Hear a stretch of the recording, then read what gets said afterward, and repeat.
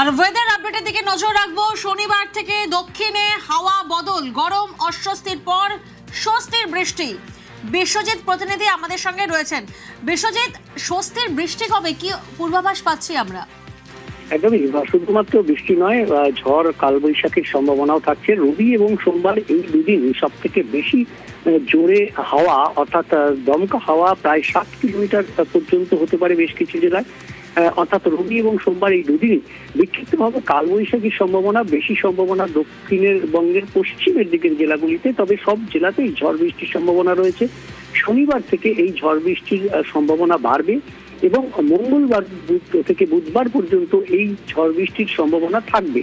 তবে এই ঝড় বৃষ্টির তুলনামূলকভাবে বেশি হবে রবি এবং সোমবার। তার আগে পর্যন্ত অর্থাৎ দাবদাহ যেটা চলছে, এই যে গরম এবং অস্বস্তি, তাপপ্রবাহের মতো পরিস্থিতি তৈরি না হলেও গরম এবং অস্বস্তি চলতে থাকবে।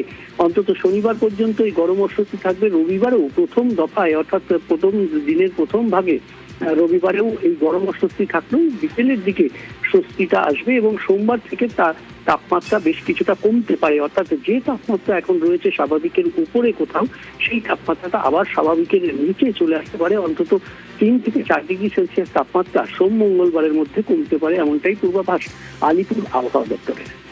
বেশ, ধন্যবাদ।